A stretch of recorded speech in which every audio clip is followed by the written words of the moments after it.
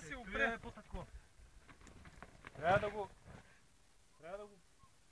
Да го такова.